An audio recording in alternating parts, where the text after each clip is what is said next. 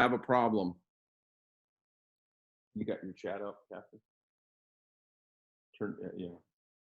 You can up under. I have a problem.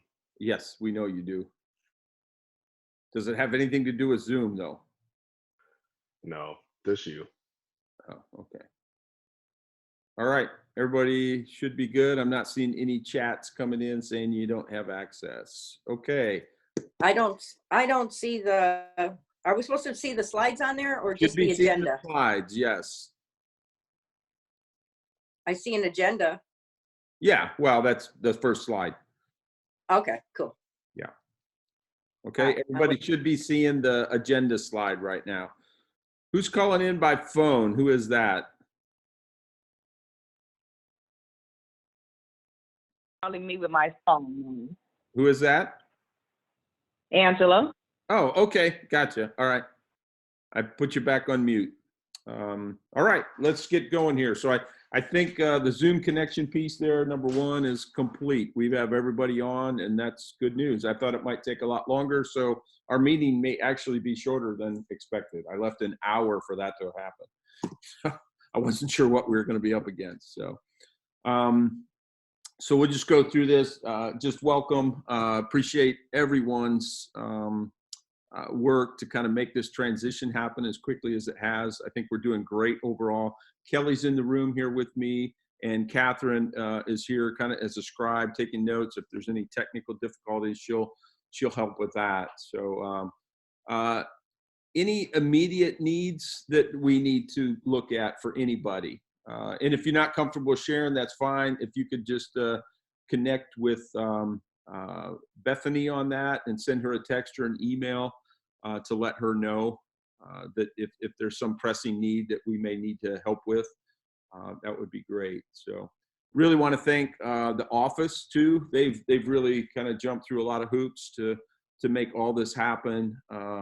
Kelly in particular has helped with a lot of the scripts, and Catherine's done a lot of the work in updating forms, all that stuff. A lot of the work that Ron did, how long ago was that? I'm not sure. Over a year ago, where we sent Ron to the school and he did a lot of the base work for all of our forms and stuff. It saved us a huge amount of time to get this ramped up as quick as we did. So also want to thank the interns because, you know, they have a lot at risk. Maybe that's not something that's on everybody's or in everybody's visibility, but, you know, they're concerned about finishing school and all those types of things. So keep that in mind. If there's a way to include the intern in as a co-therapist on any of your telemental health sessions, that would allow them to get hours. So that's an important concern. Just for a little bit of awareness, like Fareed is, he's National Guard, so he could potentially be activated. And so we're trying to make plans where he would be able to continue doing his work via telemental health and continue to see his clients. Those types of things are all things that we're working on. So just thanks to everybody for making this all happen so quickly. So and as you're led, if you're in if you're of faith, then, you know, continue to lift up different people. Amy, I know, has got some challenges right now with the little one in her stomach, so we're praying for that. Jess too can't be here today due to some medical appointments and stuff. Dennis, I know. Tina's got him quarantined now, I think, so he can't go anywhere. And then also just for our satellite offices, for Meg, for Libby, and Sam up north, they, you know, they're really kind of out of the norm as far as us connecting and stuff. So if you would just kind of keep them in mind and connect with them as you have a chance. Also, just pray for obviously our healthcare providers who are pretty overwhelmed, first responders, and all of our leaders. There's just so many pieces that are going on right now. We're just one microcosm of a huge picture. So we'll do our best to take care of everybody. there's going to be information coming out on conducting new client telemental health processes as we kind of stabilize transitioning existing clients. We'll be coming out and rolling out some information on how to establish new clients, because I do think we're still getting them, and we want to have a process by which that's going to happen. Just so you know that all EMDR training has stopped for myself, for Libby, and our other coaches, Suzanne Mickelson and Patricia. So that has some pretty significant financial implications for us as a business, because typically those resources would go right back into Thrive to continue us moving along. And all the training has been discontinued from now until the end of May at the minimum. So that was at least, I think, 4 to 5 trainings. I can't remember which, from a financial hit, that's about $60,000 to $80,000. So that's a big deal for us as a business, and we're going to work to overcome that. If you haven't heard, we have submitted a curriculum to be approved, which we should hear today. Is supposed to be the day, I think, that we hear. But if we can get that curriculum up and running and be ready to turn that on as soon as we can and start retraining again with EMDR, we will be able to get that, start replacing that as a form of a resource for us financially. So let's keep going. So I just want to remind you of our goals here. These are the things we started with, and I think they're the things we want to continue to uphold. But we still want to remain that place of hope and strength and care for our clients. I think that's going to change in its form, obviously, to online. There may be some clients you need to continue to see in person. That's fine. I would prepare those clients, though, for the possibility that they may have to go online. So as you see them in person, get them set up in the room when you're there with them on Zoom so that they can get care if they need it. At the very worst, you can do phone care, but I think Zoom is better to be able to see face to face. So we also want to keep reducing the viral exposure here and the risk to our clients and to all of our employees, but also to our families. So keep following your procedures there when you come in. If you're coming into the offices, make sure you wipe down everything before you start working. So give yourself some extra time when you come in. And thanks to Bethany and the office staff, they've been really good about doing that as well at the start of each day. So we want to continue to maintain that posture of excellence in what we do. This is a big deal. I think we're ahead of that curve as far as maintaining HIPAA compliance and things like that. So great work for everyone to do that. The Zoom platform is what really keeps us out of harm's way there. Just know that a lot of places are not using these techniques. So we've planned ahead for that, and we're I think ahead of the curve there. We also want to maximize and maintain income for all of you as employees. That's huge. And that's not just for clinicians, but also for our office staff. So it's important that you see clients and that we are able to bill them appropriately and then get reimbursed appropriately. And that is our goal. But the reality is this is going to be a difficult time, and quitters quit and winners win. All right. And we're not quitters. We're going to strive to win here. We want to be able to give generously. You can do that personally, or we also want to do that as a business. We want to be able to help people during this time of crisis. So one of the obvious ways we do that is through our counseling. And so be prepared to have, and you're probably already seeing it, I know many are, some crises that come up. And so we'll have a few things we'll talk about as ways to help handle that. I'm going to ask Libby, she doesn't know this yet, but I'm going to ask her to prepare and conduct an online CID and ATIP class for those of you who don't know how to do that. It's a layperson approach to helping with trauma and stress acute stress, and we should be able to give you those techniques fairly easily, I think, that you could apply with your clients who might be dysregulated when they even call in for an appointment. So we also want to meet all the class requirements. Oh, let's see. Libby is saying we won't be able to offer CEs for online training, but we will work on that. If we can get you some of your other hours that way. We'll do all we can to help in that form. Thanks, Libby.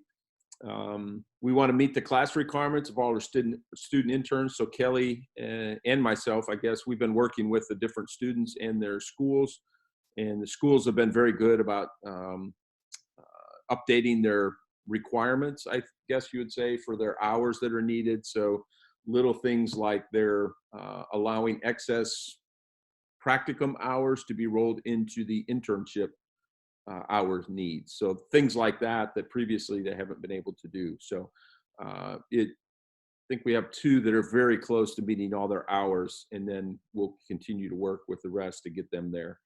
So we want to also have this creative, intentional focus on this group with all our employees and interns. So we'll be talking a little bit more about that here shortly, and some ways that we can continue to support one another through all this. And then just pray for our country to rally to all this. These are pretty trying times, and a lot of people are anxious, they're upset, and we don't know where this is going yet. So just keep that in mind, and be the calm in the storm for those around you. All right, daily task stuff, just reminders. If you're sick, let us know, and who you've been in contact with, particularly with the COVID-19. If your clients have been sick with that or been tested or anything, if there's a risk there, and we've already had some exposure like this that's occurred. To date, there's no connection though that's been brought here, I guess is the way I would say that. So make sure to wipe down all your areas. If you are sick, stay at home. Most of you are going to probably be working from home anyway, but that's fine. If you come into the office and you're sick, don't. If your clients are sick, see them on telemental health, even your complex ones. And then be prepared to transition all your clients to telemental health, and this would include interns. So we want to be thinking that way and preparing for the long term. It's easier to turn off than it is to turn on. So be prepared, make it happen. Make sure your clients are set up on telemental health with Zoom. Make sure they get it on their an app on their phone or on their computers, things like that. All right. Any questions here? Jump in on the group chat if you have a question. I'll give you a few minutes to write anything in there.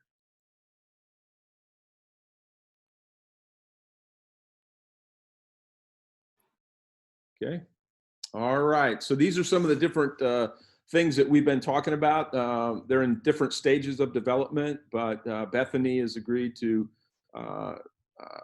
get us going on a weekly newsletter, something that we can put out to all our staff and employees and interns, just as a way of staying connected. So don't be surprised if she interviews you and gets a little bit of your history that we can share with the rest of the group. And we'll get that out each week. Also intended to have some fun things in there, different, I mean, I'm not really a very sarcastic guy, but maybe we'll find some sarcasm that we can put on the newsletter. So let's see, is there a deadline ETA you'd like all the clients to be up and running? Yes, we'll talk about that in a minute. Phone calls, okay, we'll talk about that. And then a dad joke column for Chris. Yes, that is a great one to put in the newsletter, Bethany. We will look to, and if you want to do this, this is completely voluntary. If you want to join a weekly group Bible study, just send an email to me at the Thrive address that you want to be included on that, and we'll set up a weekly time where that can happen once the group's established. And Josh has also volunteered to put together like a daily devotional text that he'll send out to those that want that. So If you're interested in that, just email us appropriately. And if there's any personal needs that you have, just email Bethany or myself or Kelly, whatever you are comfortable with, and let us know what those needs might be so we can try to help if we can. Another thing we'll probably do is this a COVID-19 emergency response kit raffle. So we'll let you figure out what that's going to be as time goes on. And then also the not so secret encourager, because obviously we can't email one another and not know the secret admirer who might be doing that. But the idea here is that we're going to, I'm assuming that everyone is going to want to play on this a little bit. So the idea is to weekly send an encouraging email or text to the person that you're assigned to. Everybody's covered, and that's coming up soon. And then we also, I think, have set up the group text so that we can quickly get word out. Be mindful of the group texts. If there's something you want to go directly to one person, then make it an individual text. If we reach a moment of some type of crisis going on, I wouldn't necessarily respond to all the group text. So if we find out there's some kind of event going on, say some kind of exposure within Thrive, just let the group text apply to those who need to reply, and just be there and stay updated through the text, but don't necessarily reply, because it can get pretty filled up with a bunch of back and forth. So keep that minimal if you can during times of urgency or some kind of crisis. Any questions on that information? I'll give you just a chime. Yes, emergency response kit must include Charmin. I think Libby's been around me too much. She already has insights. So we have a few surprises for you there. All right. Okay, here's your not so secret encourager assignments. The first name is the one who is going to encourage the second name. So everybody's name should be on there. I basically just went through the list and made it up. If you don't like the person you're encouraging, so sorry. Get to know them better and apologize for your poor thoughts. So, all right. Any questions on that? You should have this on your on the PowerPoint slide that you got, so you can quickly go pull that up and just use your work email to be that person's encourager. Okay, and get to know what their situation is. Take a little bit of time. If you don't know them at all, figure out who they are, get their family situation a little bit. What are the challenges they're up against? Whoever, like Fareed is one I think of right now, because if he deploys here within the state and gets activated, maybe you don't know he's a Army chaplain. So there would be things there that you could maybe ask him as ways to be encouraged around. Sam, I think you have him. So actually I did that purposely because he may be up in your area. So, all right, we're good there. Some helpful home office tips. A couple of people have weighed in on some of these things, Patricia and some others. So, if you're going to work out of your office or even come into the office here at Thrive, set your work hours and your boundaries. Take care of yourself and schedule off time, okay? Set times up to periodically check your email. Don't be so glued to email and to text that you kind of are preoccupied throughout the day. So have some ways to manage your technology, because everybody's going to be pushing to technology, and that can be overwhelming. So set up a workspace in your home. Hopefully you have a room that you can use for that. Obviously we wouldn't be doing telemental health out in the middle of our family room with our kids watching TV and all those types of things. So if you can't do it at home, or you don't have that kind of space, you may want to consider coming into your office here at Thrive. We have enough offices that everybody could come here and work individually and not have to really be in contact with anybody necessarily. Plus the bandwidth is pretty strong here. So you'd be able to meet that need if you don't have very good service at your current residence. Be aware of what's in the background in your home or your office. Take down all your pictures of me against that wall, and so that your clients aren't wondering who that guy is. Turn off any, this is one from Patricia, this is a pretty good one. Turn off any voice controlled technology. You don't want Alexa looking up your client's name or diagnosis or any of those kinds of things. Don't let your pets or your kids become a distraction during sessions. You know, make your adjustments there. I mean, some animals are more telemental health friendly than others, I guess.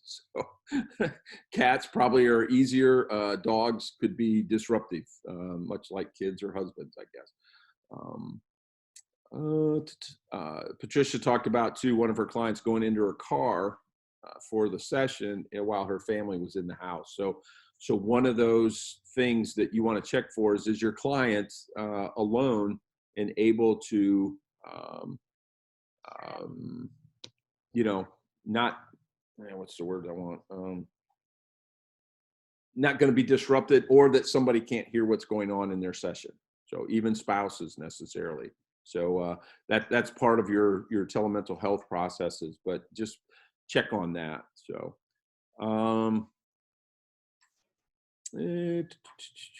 yeah, and also set up, I think this didn't come on there, but I would ensure that you have a backup to Zoom. So if you have a, you know, Kelly put on there, set up white noise possibly outside your office at home. That could be a way to minimize that, and for your clients as well. I would set up at least your computer and your phone, one as a primary and one as a backup, to be able to do Zoom if you have that capability. Any questions on any of those? I'll give you just a second to, you can also, you don't have to go buy a white noise machine. You can probably download an app and use your cell phone as a way to produce white noise. So that is an alternative there. Okay.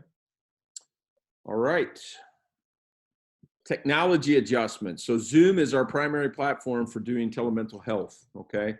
Unless we lose all the bandwidth that we need to be doing this, and then we will drop down to the next lower level. So backup plans for low bandwidth or signal. So you're in an environment where your bandwidth is not supporting the video, turn your video off and have your client turn their video off, and still use Zoom as basically as a cheap phone or as an expensive phone call. The reason is that's still HIPAA compliant. It's going from computer to computer, and that's what makes it HIPAA compliant. You can use FaceTime. They've relaxed the standards on what you can use as a video conferencing mode. So FaceTime is approved for that. So that would be your next choice. And then your third choice would be probably phone calls. Just, you know, doing telehealth, doing psychotherapy over the phone, which typically we would never do, but these are different times. So that's kind of your batting order there. If you start losing bandwidth and signal, if you lose internet, first choice, try to reconnect, you know, see if you can still stay on that, then go to FaceTime on phone, and then a straight phone call to meet the need of your client. So again, set Zoom up on your primary and secondary equipment. That's kind of an important concept. So any questions on any of that before I go on? Just a second to respond.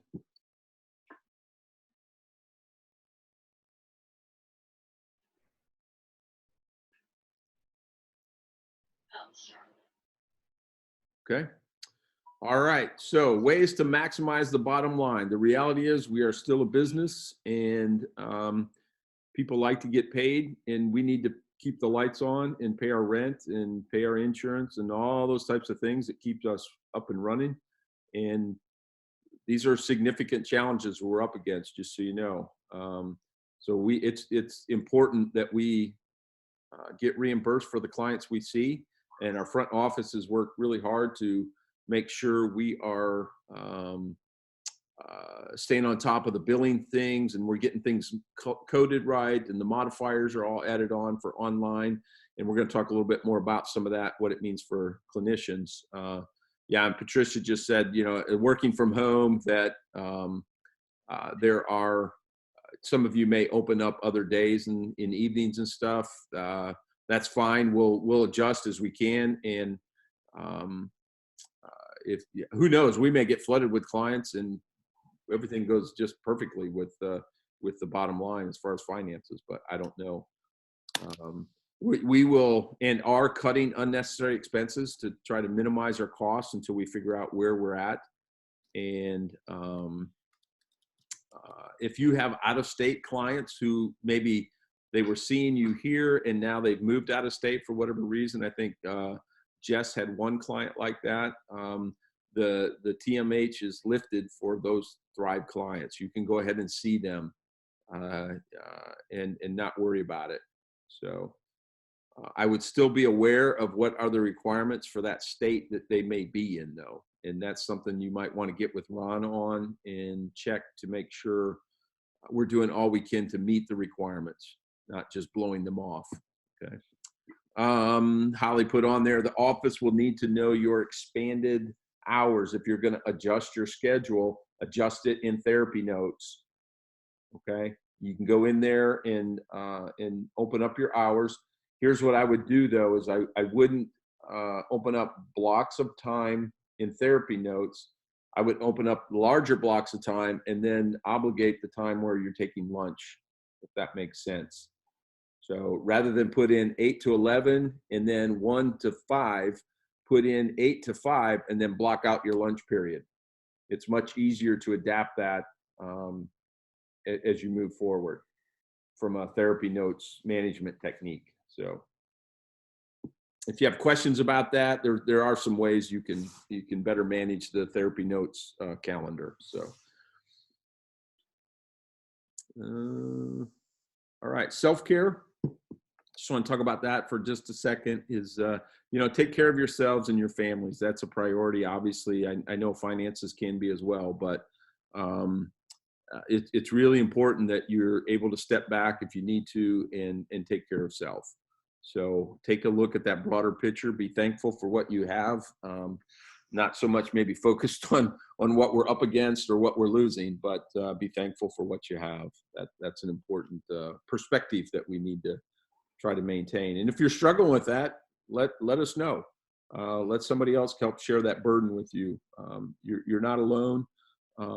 We desperately want to help that if we can. So. All right, this is what I was talking about with CID and ATIP online training. I think Libby can pretty quickly probably pull that up because she's trained in it.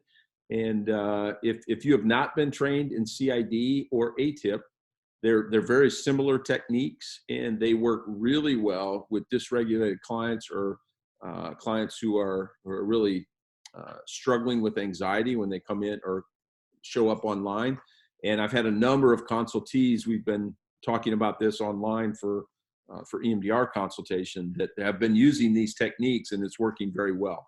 So I'll let Libby kind of run with that and we'll get that set up. So, all right. All right, Ron, are you on? You can go ahead and Ron, who's developed most of our telebehavioral health stuff, is going to kind of run us through his slides. This is the basic rules and regulations that we want to try to follow with telehealth. So, Ron? All right. Good afternoon, or I guess it's, wait, hold on. My phone is silenced. It was coming in. Well, good morning, everybody. And I think some of you've already completed the telebehavioral health course. So this is going to be a little bit of a repeat for you, but some of you might be unfamiliar with it. There's two forms, two names that we call telehealth. Sometimes it's just called telehealth. Sometimes it's called TMH, telemental health, or sometimes TBH, telemental behavioral health. And let me go ahead and go to our agenda. Can I page the slides? You just say slide and I'll jump you ahead. Okay. Oh, hey, before you get going, Ron, if everybody who can hear, on this call, if you would send in a text or on the Zoom chat so that Catherine can write down who's been trained. You only need to respond if you've gone through the certification course on online, the ones that Thrive has sent you to. If you could give us your name, we just want to validate who all's been trained that way. So if you could go and update that. Thank you. Go ahead, Ron. Well, our agenda is I'm gonna try to keep this as concise as I can, and just go over 4 areas today. We're gonna cover the basics, and then we'll go into the rules and forms. Then we'll go into the pertinent regulations, and then we'll talk about Thrive specific policies, and some of these are going to be, really just like modified policies to deal with COVID-19. So there's some certain things that some procedures that we normally wouldn't be engaging in, but there's certain liberties that we'll have, and we'll talk about that. And of course, we're going to have time for lots of questions at the end of this. So let's go to the next slide. And while I'm doing that, going to the next slide, something that came up on the just this morning was that PESD is offering a free 2-day training for telemental health. So if you haven't been trained in that might be something that you want to do. And if you don't have the information, let us know. We can get you that connection. So go ahead, Ron. I think I got a little bit out of order here, but these are the forms that we use for that. Did everyone get emailed all of those forms? Yeah, they should have been sent them this morning for this training. Okay, great. There's another thing that I have written down here, Thrive counseling procedures. I have an SOP developed which goes step by step. If anyone wants that, I'll get that sent out to that wasn't in the packet, but it's just it just lets you go by the numbers, what you do first with that. But some of that needs to be modified a little bit for the COVID-19 time. The forms are fairly self-explanatory. The Zoom form that Catherine just developed is really, really handy too. That's something novel that we just got started with the telemental health, and we can go over that a little bit. The beautiful thing about Zoom though is that you can, as soon as you invite someone on it, they get a link to the Zoom program. But we'll go a little bit more in depth in that. I want to just switch to the next slide on the basics. So there's some good things and bad things with regard to telebehavioral. And so it's obviously good for people that, for whatever reason, can't make it into a therapy office.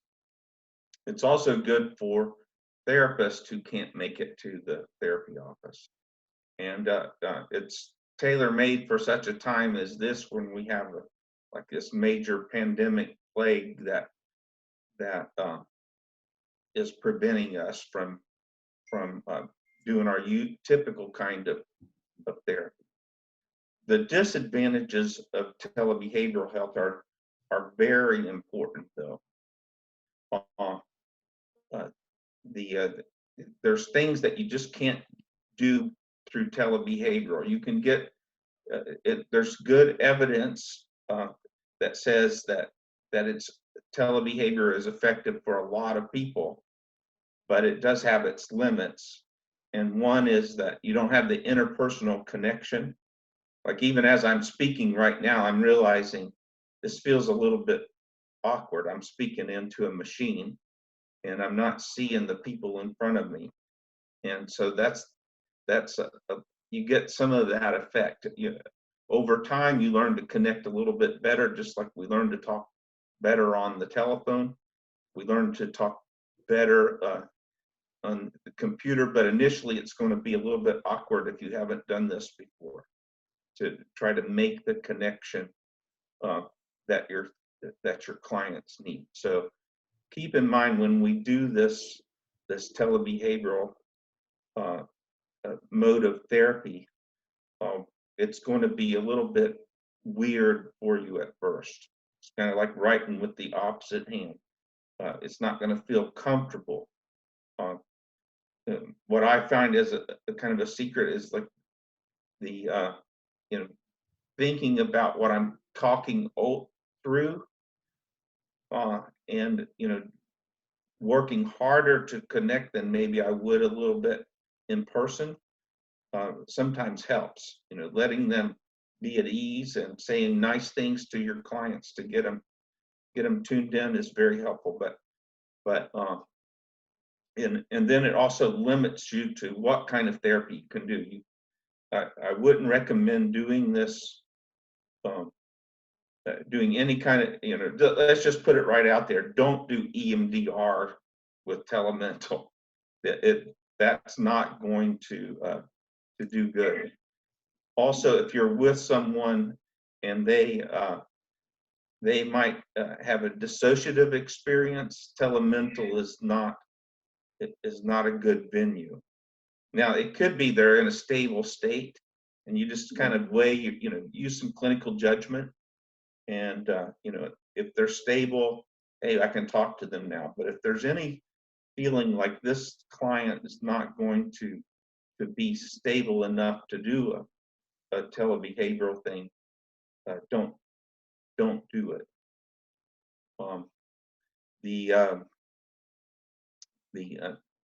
There are lots of different forms of telebehavioral help, and I have it listed in VTC, iPad, phone. Some of you guys can probably think of other kind. And then also remember that we don't throw out the ethics codes on telebehavioral at all. Everything that applies to in-person counseling also applies to telebehavioral. The same ethical standards that you would keep, the same kind of standard of care that you would give to clients, the same rules about not having dual relationships and all these things, privacy rules, everything that applies to regular counseling applies to telebehavioral counseling. Let's go on to the next slide.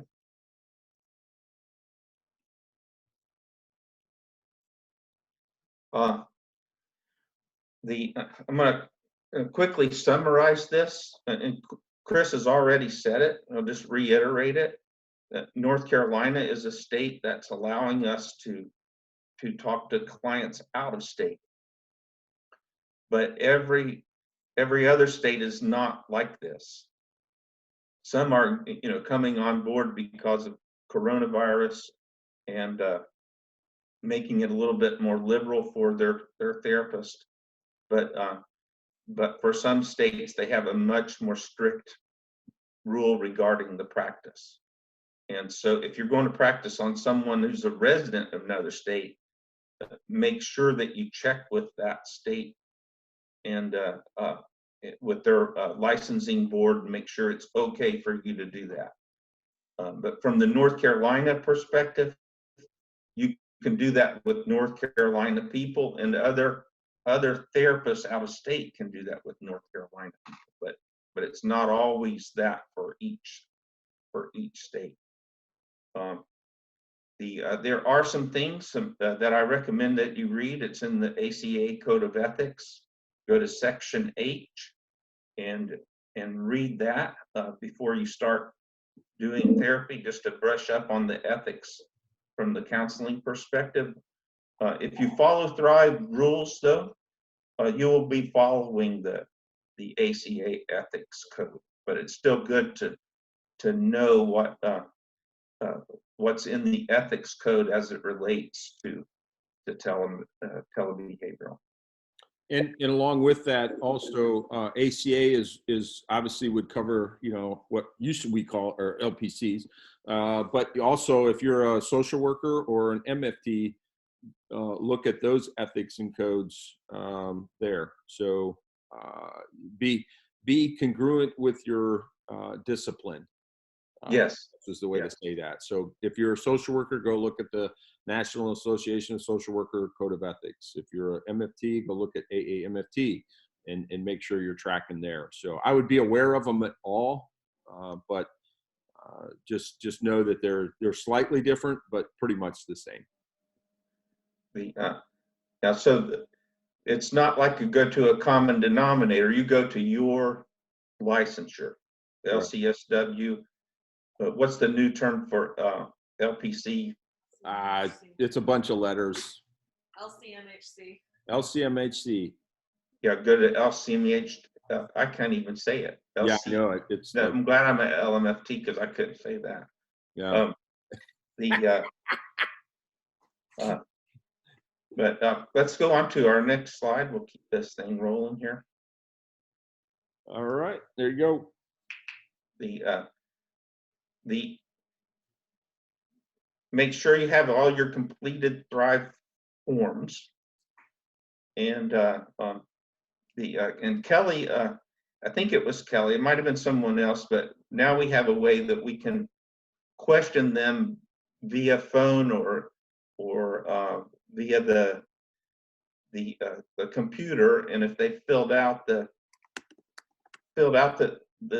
the informed consent form, or they agreed to the informed consent form, then we can submit the paperwork for them, and just put a miscellaneous note in therapy notes saying that they have agreed to that, and then we're good. So that's a coronavirus kind of update that we can do it that way.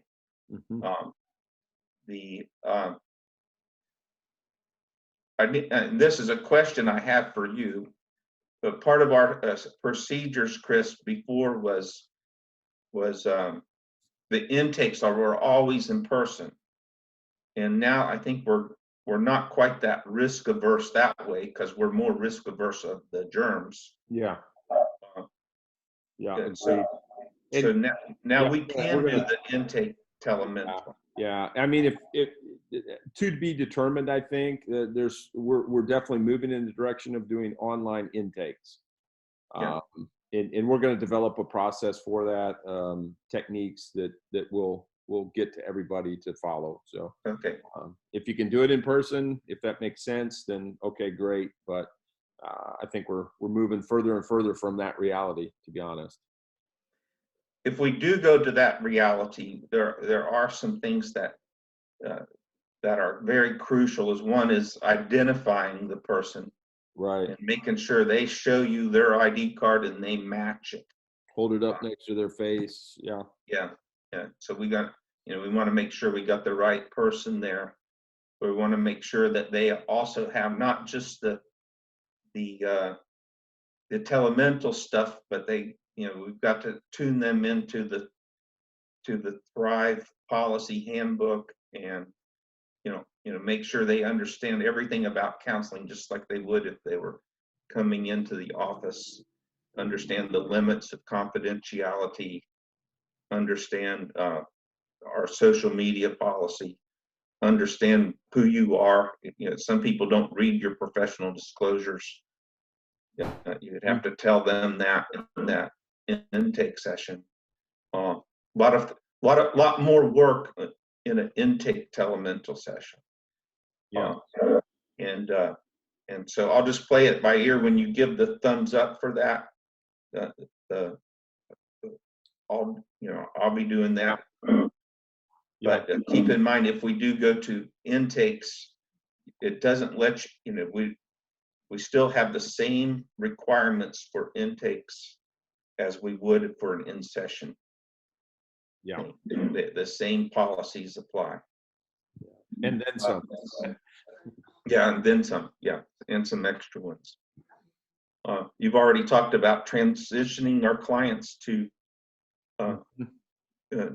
telemental, and I appreciate you guys making that easy. Just a little handy tool that the Army has been using forever. Liking this, man. What's that? I'm liking this. Yeah. The Army has a little acronym called PACE that's always been applied since I can remember in the military, which has been since 1980, and Chris even before. The PACE, primary, alternate, contingency, emergency. And so our primary is Zoom, and our now we have, and let me verify this as we speak, Skype has been permitted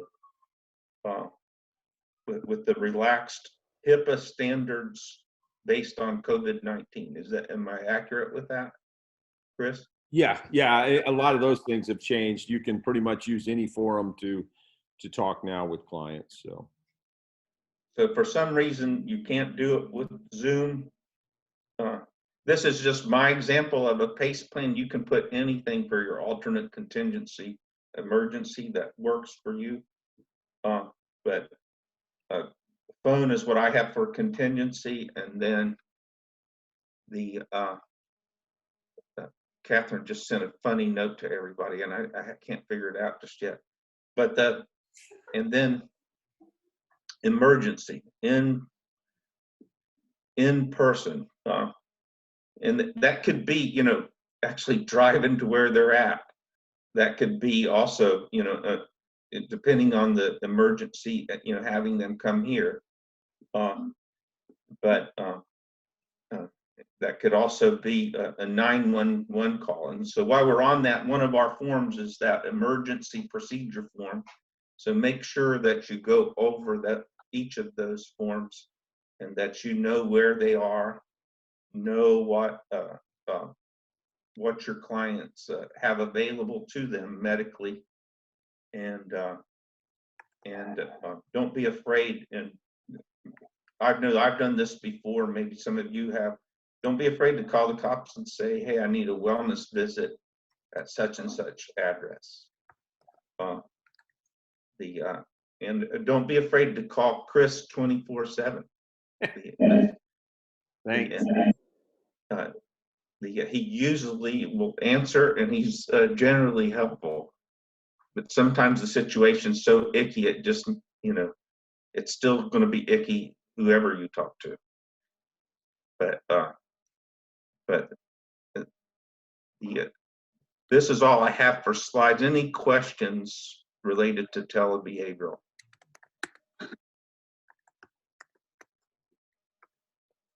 While we're waiting for any questions. So, okay.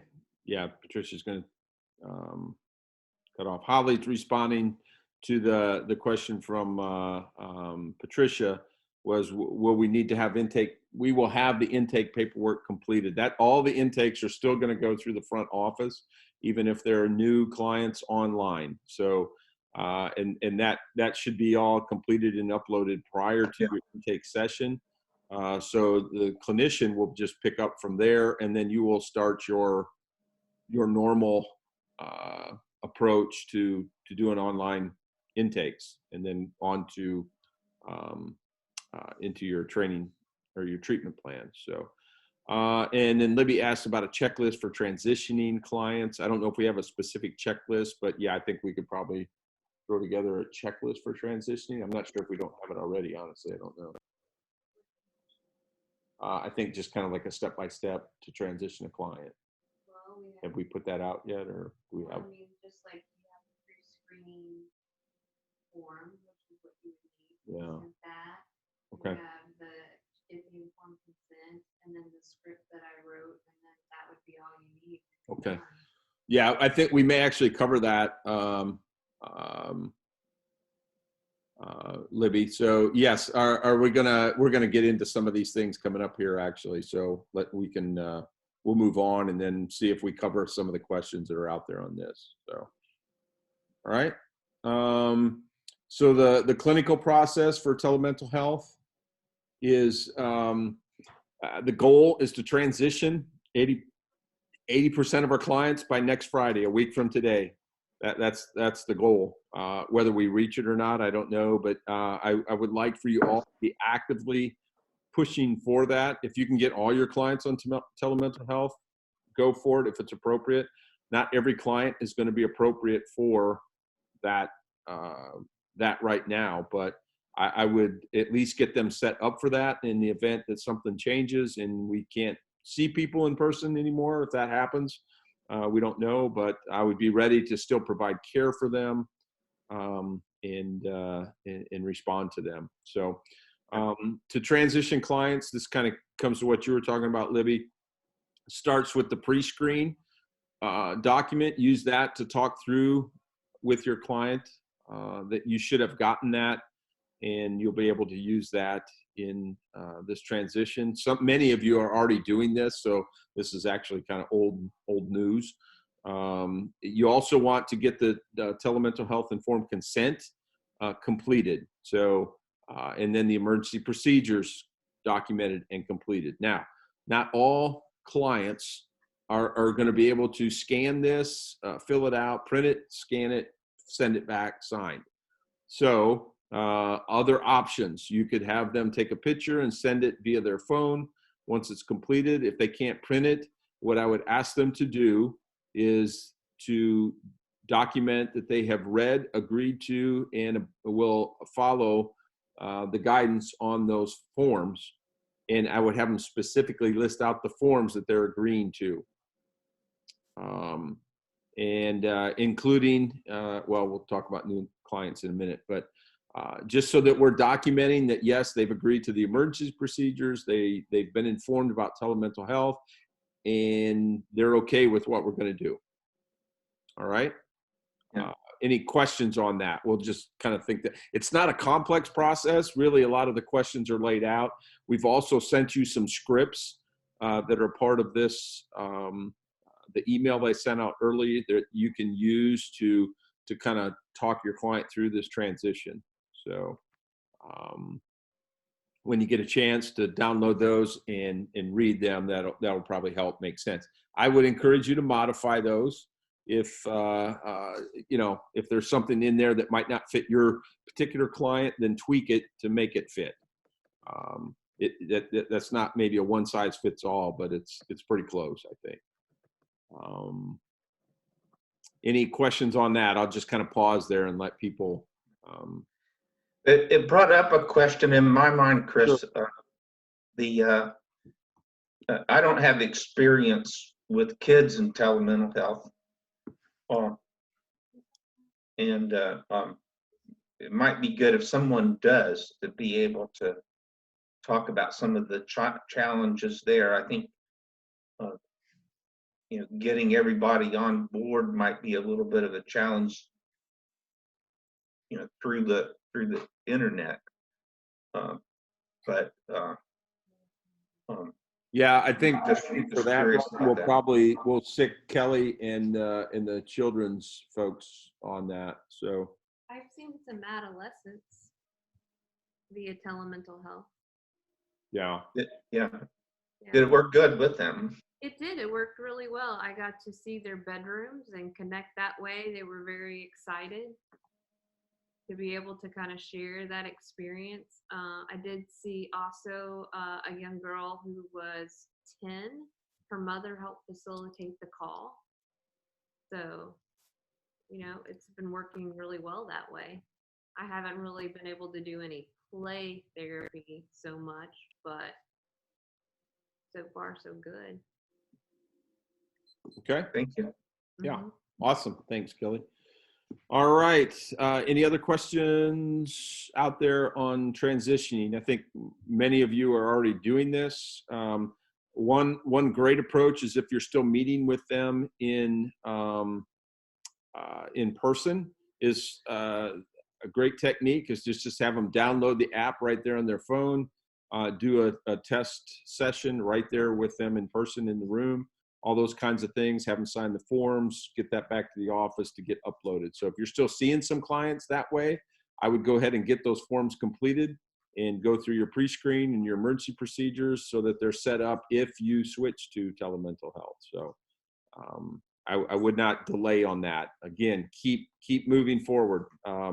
Maybe a second goal would be 100% of clients are able to go to telemental health if they need to by the end of March. That might be a second goal I would have. Interns, as far as doing telemental health, I'm pretty sure we're going to move forward with that. We desperately want our interns, though, to also have a co-therapist in there. So we'd like you to probably coordinate with your other cohort or the other people in your cohort to have an extra person in there. Just one, it's an extra person, another set of eyes on the situation, but also probably maybe even more importantly is that you will double up your hours. So each of you are getting an hour for that. So that's a practical concern in meeting hours for our interns. So, all right, new client intakes. We're still tweaking this and working on it. We will put out guidance on how this needs to go, but it's still going to come through the front office. So from that standpoint, not a lot is going to change. The front office is going to handle all that kind of initial paperwork, and it'll be uploaded just as you typically have done with your in-person clients. So they aren't going to come to you until we have signed consents and permissions and all that stuff. So you don't have to worry about that.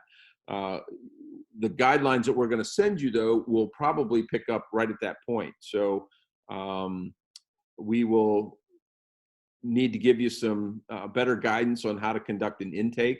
We're giving some thought to having just one or two people conduct the intakes, and then they would come to you as the therapist. We haven't decided on that yet, I don't think. Have we, or have we? Nailed it down. Yeah, we're kind of thinking that may be the best way to go, just to kind of streamline that process and keep it uniform so that we're given the same level of excellence, I guess, to the intake process, and then go from there. Doesn't mean you can't change the diagnosis or some of those things that might be appropriate. But a lot of agencies do this. They have a few people that do intakes, and then they come to the clinicians. So that may not fit all of your perspectives, but we may do that as a business, as a policy, to streamline the process and make it easier to get clients out to you quicker. So, and this is more for the office staff. We'll have to use this. I have read, agreed to, and will abide by the following forms kind of idea when we can't maybe get a hard signature by a client for whatever reason. We're also looking and Catherine's been working real hard on this, to get online documents for clients. So they'll be able to go to Therapy Notes and I think access their own client, their personal. Yeah, so the idea is we'll be able to assign the documents to them in the portal. They download complete digitally, no need to print. Right. Re-upload. Okay. Portal. Boom.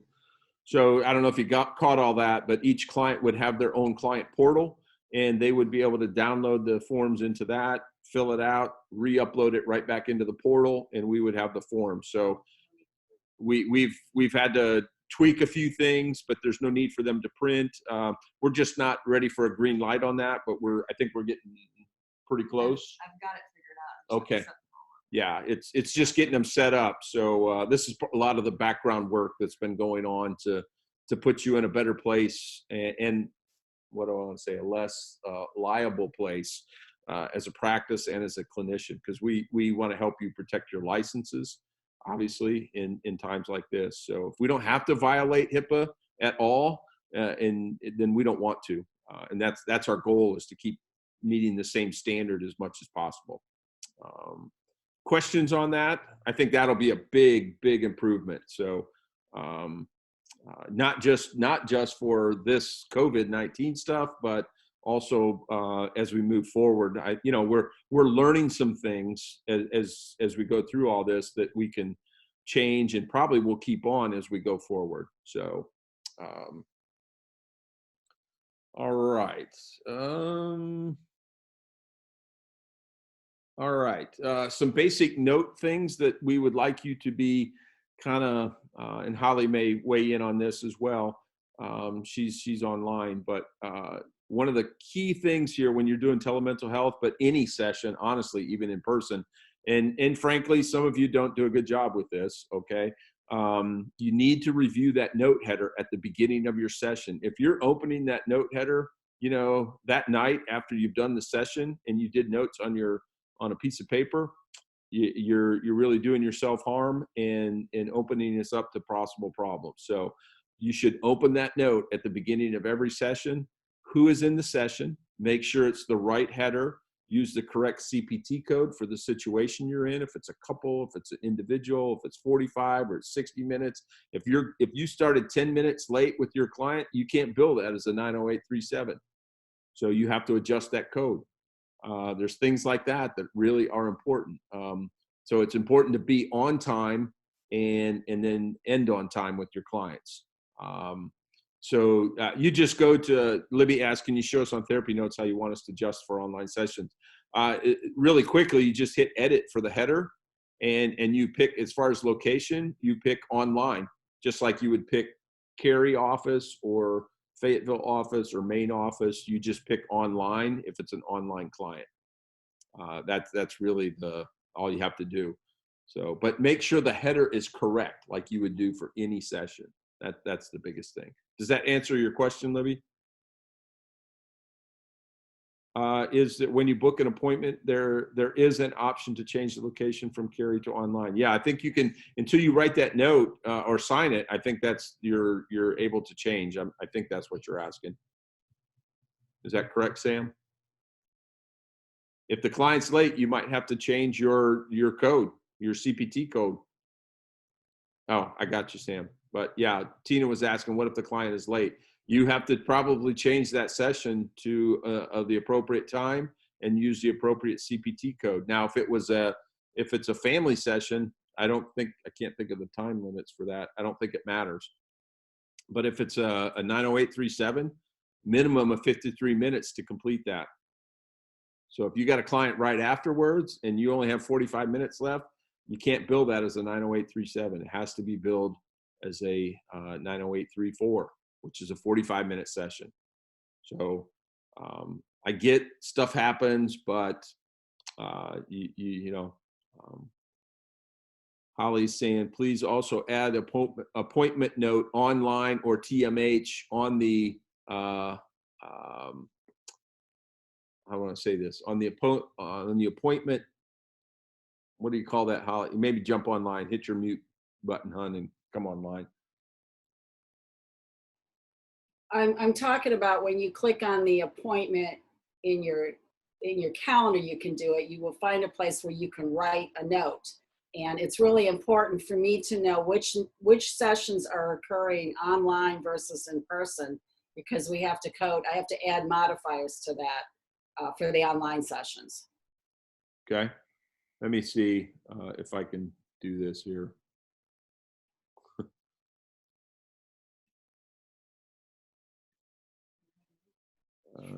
Going to therapy notes.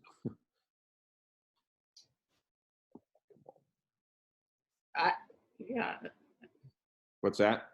Well, I don't think they can add the modifiers. I don't know that they have the. Well, I don't know if they can or not. I would just let them know that there's more to it than just. I'm trying to set up an appointment here quick. Yeah, it's like an appointment alert. If you're making a note, yes, for your appointment. Let me just do it here with an intake. No, you do need to do the online, the drop down, but it helps if there's a note in there for when I go back in the calendar and I can modify all those claims. Okay, I'm gonna set up Libby for an intake here. Hey, Holly.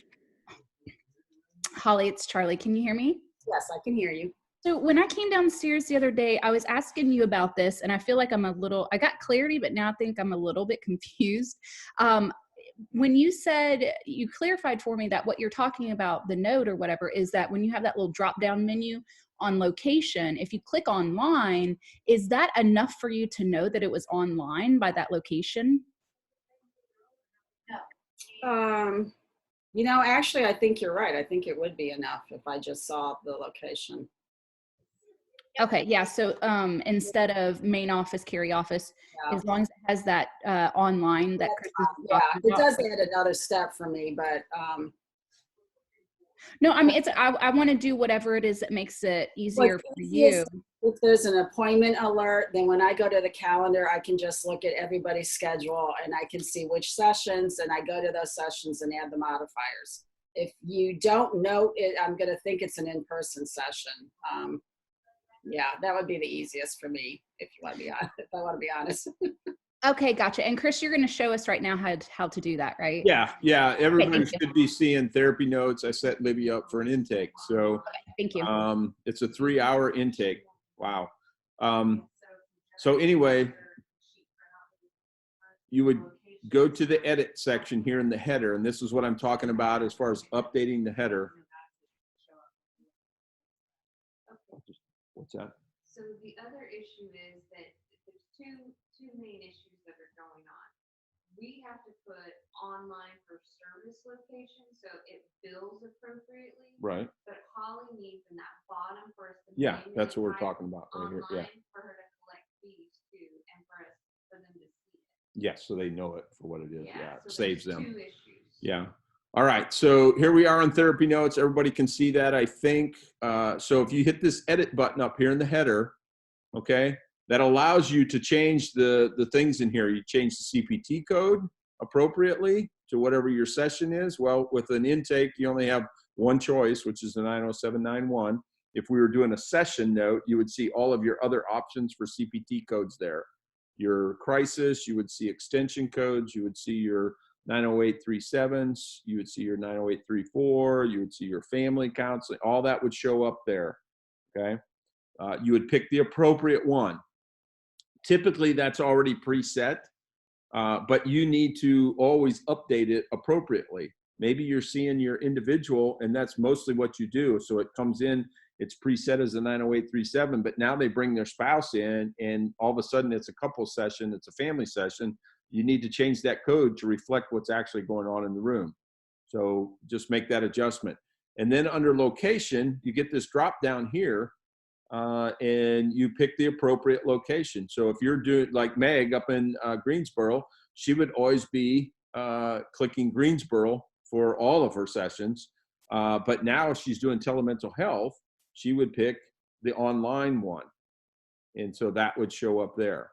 And then again, you would fill out the participants. Who's there? Is it just client only? Is it client and others, or others only? And then you would put in that data as appropriate. Okay. If this was like I said, if it was a session note, then you would have the other options here as far as the service codes. So, all right. Questions on that?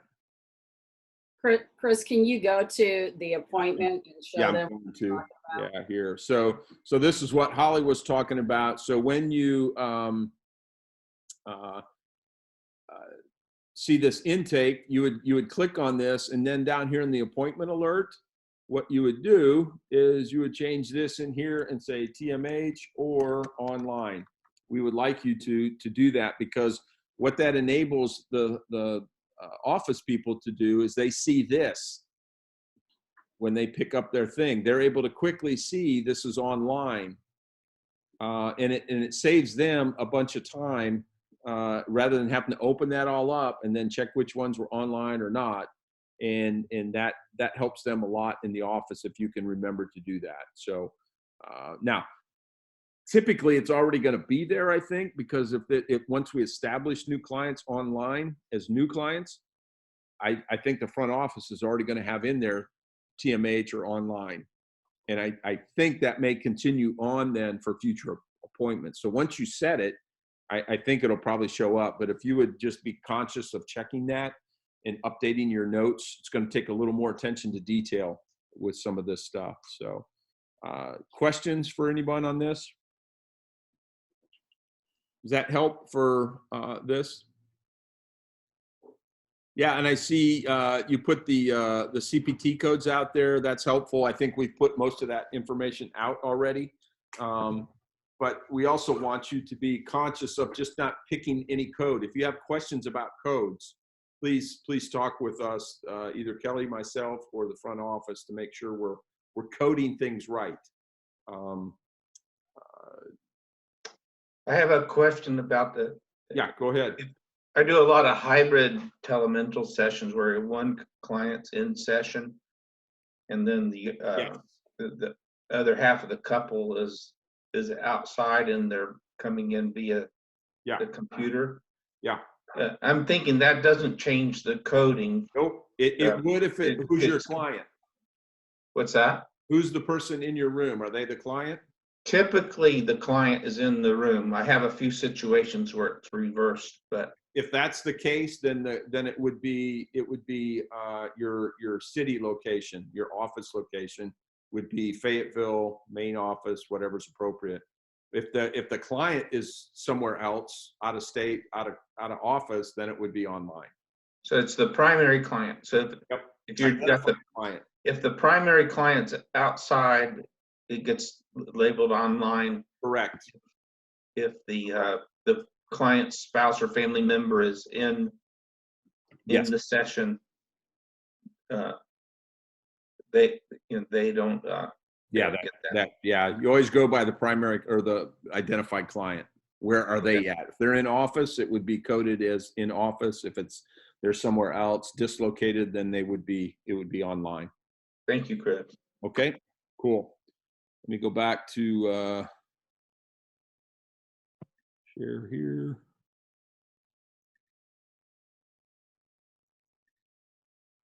All right. All right, the online coding. Now, this isn't so much that we want the therapist to do this. This is all happening really much more in the front office. But just so you know what's going on is, yes, we want you to click the online for the location in the header. That's appropriate. But just know that what that does when you do that is that identifies the modifiers to be added onto that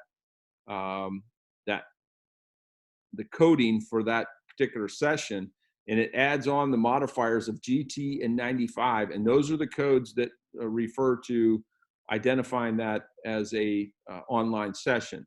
So that's why that's important.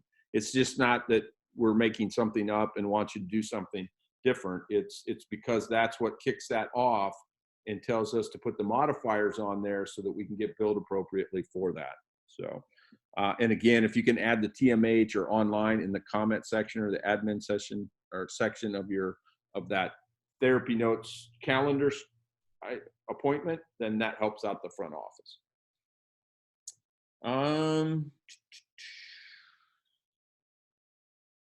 So this was, Kelly sent me this. This is just a script that you might be able to adapt and use for your first telemental health session. And it kind of walks through some of the identification stuff and all that. So that's just there. You can use it. I don't know if we need to review it, but it helps. You also have the other script for transitioning your clients that I sent as a attachment to the email that you all should have gotten. So, all right. That kind of gets us through most of the things we wanted to talk about. Any follow-on questions, if you could be submitting those, if you have them, or what do we got here? One thing I've had. They may not be able to hear you over there. Oh, okay. Billing. Like clients Billing? who have co-pays. What about it? That's one of my biggest things is like, how do I pay my copay? Oh, how do you pay co-pays? Holly, can you address that? How do telemental health clients pay co-pays? Yes, another question was, do the co-pays change? And that answer is no, it's still the same co-pays. And if you would direct your clients to pay online, they can also call in and pay by phone if they want to do it that way.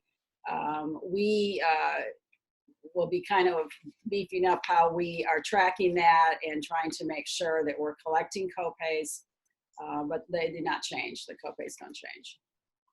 Does that answer it? I think so. Let me get down here and see. When do we think the forms will be ready to go in therapy notes? I'm not sure, but I'm assuming early this week. Yeah, I I don't know. tested the first ones yesterday. Therapy Notes ran into an issue with their online portal. I had a really great time yesterday, so I could. Okay, so we're still beta testing it?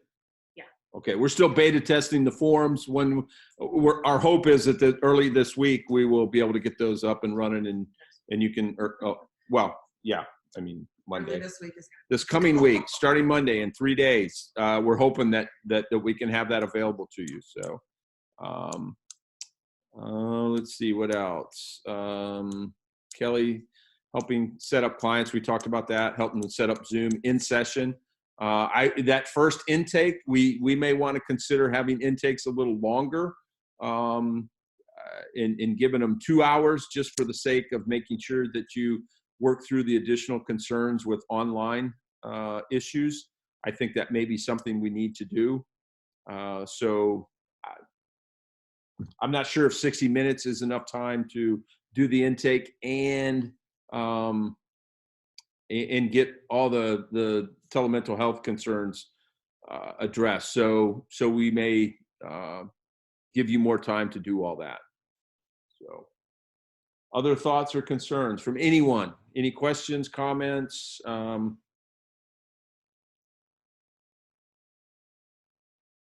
Okay, so you're saying 1.5 hours for intakes, but that's 90 minutes total for intakes because the paperwork would already be done. So that makes sense. Are we prepping new intakes with a heads up? Will be going to telemental health? Yes, I think the front office staff will be addressing those with the clients as they call in and want to seek counseling. We would be letting them know that we're doing that.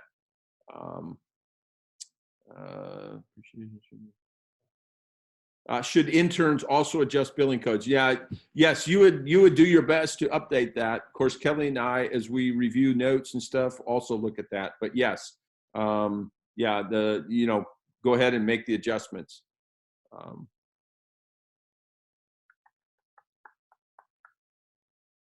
Anything else? I give you a minute just to think and write. Don't want to cut anybody off. So.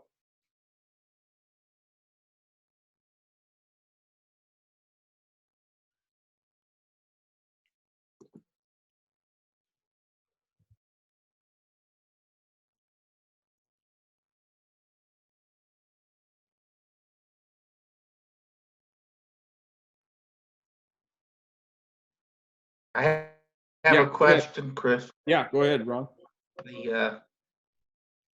There has been, the California governor, I think, has closed everything but essential businesses. And I would put us in the category of essential business, but what is your take on that? Well, yeah, I mean, if they come out, I think they'll probably be pretty clear. If the governor of North Carolina does something similar, I think they will specify particularly what groups of businesses are considered essential. And I think that's part of why we're moving in this direction is if they do that, it doesn't stop us from doing anything. Frankly, we can keep pushing right on. This is why key people like Holly are going to be working from home. Kelly's going to be working from home. And eventually we're working to develop the capacity that even maybe Bethany, we might shutter the office, frankly, and we just periodically maybe come in to update things. But Bethany and Elenia in the office would be using be online from their homes and run the office basically all completely on the internet. So those, I don't know how feasible that is yet, but those are some of the things that we are considering and thinking about so that we could respond to to those types of changes that may be pushed on us, and we don't have a choice about it. So, so will the front office be closed? I don't think it'll ever be closed. We might modify hours, and we will forward the phone. We have the capacity with our phone system to direct that back to Bethany, who would be our main point person there. And I don't see that happening. EMDR online related info resources. Yes, thank you. I think I missed that in my what I was talking about.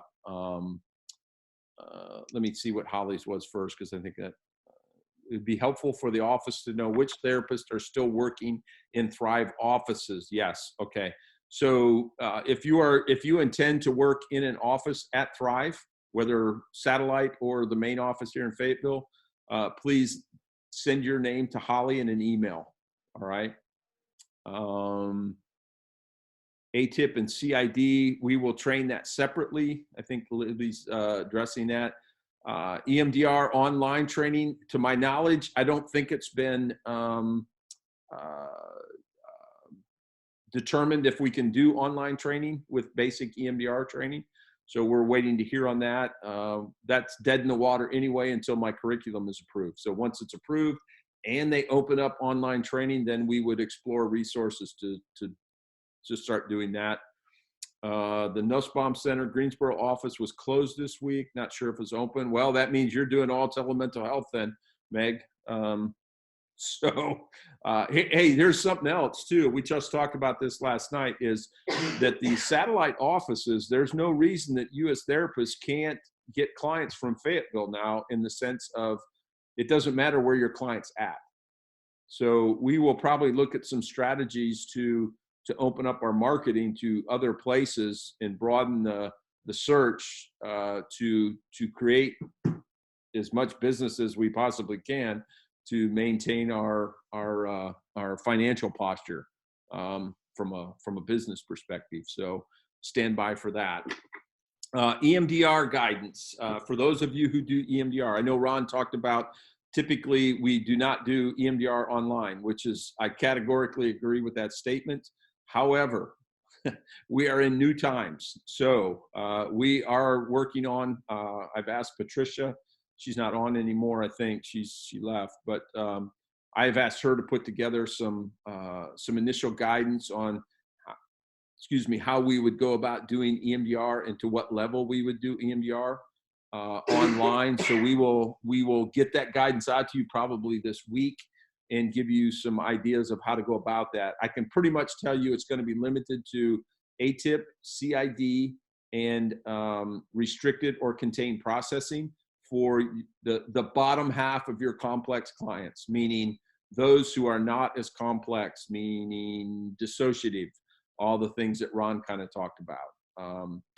So I think we can help in that way. We'll probably put some boundaries on experience. If you're not as experienced doing EMDR, or if you haven't completed training, you're still in the process, we will put more limits on that as opposed to those who may be approved consultants or certified.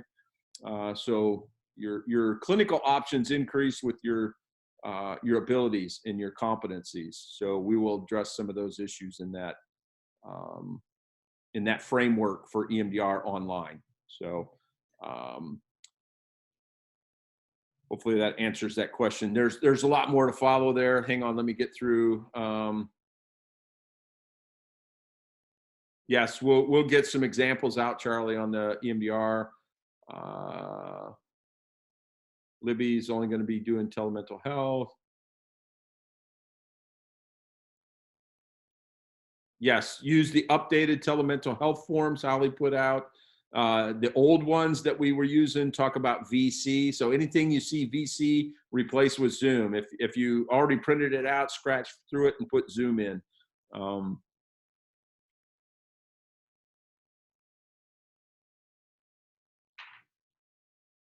Yeah, other EMDR trainings online. I think we should keep this as a side gig.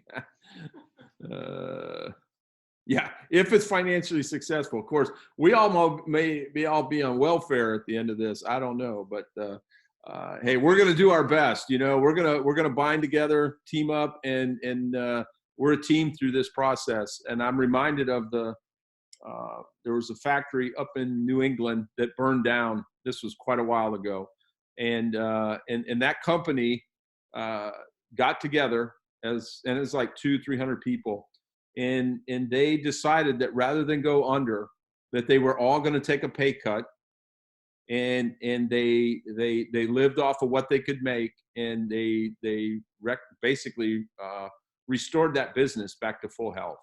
It took them years, but they didn't quit, and they kept it up. So that's what I envision for this process for us. We're not going to quit. We're going to push through and till we can't push anymore. So people need the product that we have, and we help people, and we do it well. So I have no problem matching us up against any other practice or counseling firm out there. You all do such great work. We're well known for it. We do great trauma work. This is our hour in some ways to make a difference. So power to the people, Josh says. That's right. You got it, brother. All right. Any other questions? Libby's, will Thrive be eligible for small business support or any other resources? Yes, we are. I am looking into those. I haven't had a chance to talk to Kelly about it yet. So those are options that we are going to probably pursue if we can. I suspect we can.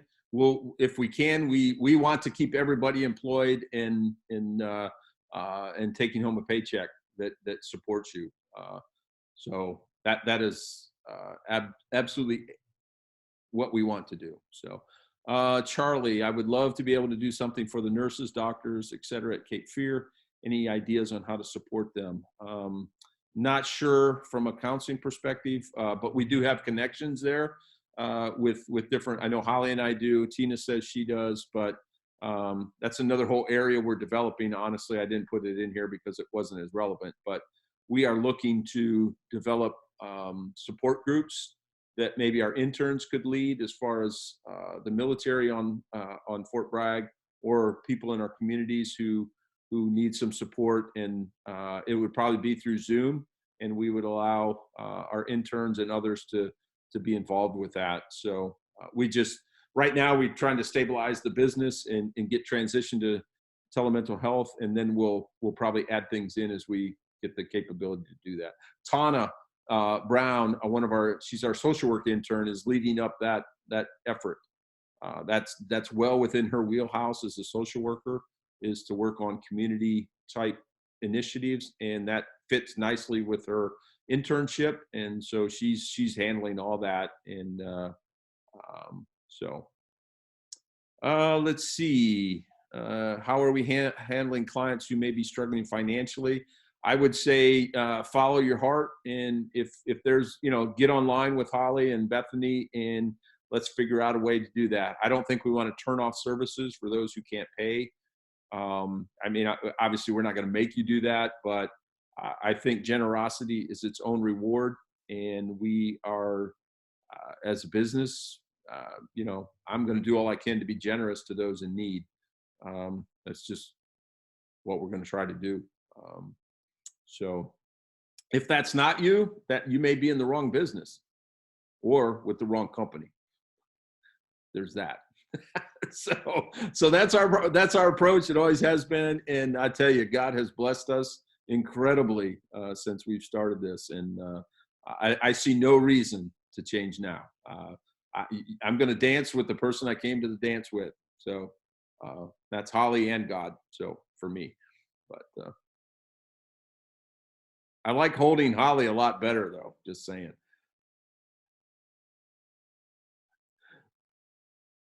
All right. Anything else? Spare us, please. Hey, I told Holly she had a nice body if she would hold it against me. But all right. Anything? I'm waiting. I think it's the cue to log off, Catherine. No, everybody's saying that. Okay. That goes in the dad joke column. Got it. Hey, you know, be encouraged. Okay, we are light in the darkness. We are bringing calm to chaos, and we just need to walk that way. So walk out your faith. That's the perspective you come from. And Kelly, do you have any final words? We love you guys. We love you guys. Kelly sent it. Love you guys. All right, and come up on the net. Love you more. I love you Love more you plus too. one than anything you could say. What's that, Ron? Well, love you too. That's Love what you too, man. Love you. Yeah, Josh. Okay. We love him more. Of all the people I know, He's Josh is one of them. All right. awesome. Josh Hey, is awesome. a pleasure to be walking through this with you all. You're all doing great work. So hang in there, support one another, and stay in touch with one another. All right. God bless. Bye-bye.